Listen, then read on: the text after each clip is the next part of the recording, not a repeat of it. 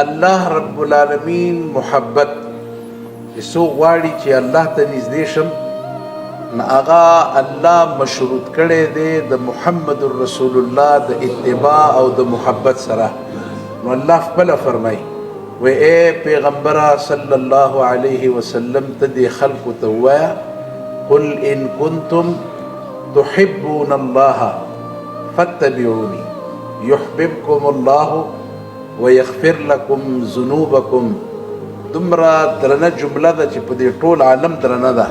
ته دې خلکو ته ووایه چې که الله سره محبت غواړئ، که تاسو وایئ چې الله ته نږدې شو، نو د الله رب العالمین د محبت طریقه دا ده چې څوک ورسره مینه کوي نو بیا الله جواباً خپله محبت کوي. داسې نه کوي فرشتو ته ووایي تاسو مو سره محبت کوئ ځکه زه د سره محبت کوم. او دا صحابه کرام څوک دي؟ که تاسو د صحابه کرامو تعریف وګورئ چې صحابیت په څه حاصل دی. یحبهم ویحبونه أذلة على المؤمنين أعزة على يجاهدون في سبيل الله ولا يخافون لومة لائم.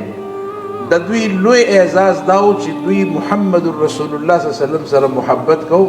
نو الله اولنې اعزاز شرف دا ورکو وی دوی ته اعلان وکړه الله دوی سره محبت کوي. نه صرف محبت کوي رضی الله عنهم ورضوا عنه، بل دا ده چې الله رب العالمین د دوی نه راضي دی. او رسول الله صلی الله علیه وسلم ته فرمای داسې ډله او عاشقان چې الله ولا نوم د حزب الله ورکړي دا د الله ډله ده، دا زما پارټي ده.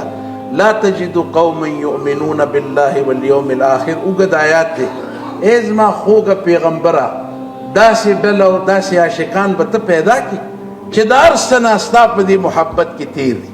د الله او د الله د رسول په محبت کې د هر څه نه تیر دي.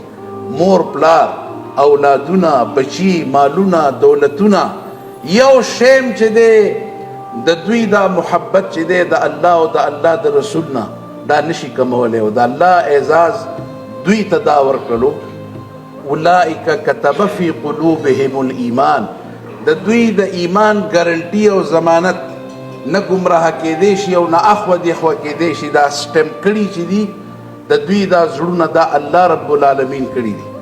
او زمونږه بدقسمتي دا ده چې مونږه همیشه په دې ډلو ډلو کې په پرو پرو کې دی مونږه د تقسیم در تقسیم کې نقصان دا وشو چې لاره خطا کړه. او زه د باچا صاحب مشکور په دې مشا صاحب چې څه شی نه دي چې دا زمونږ او ستاسو کامن دي.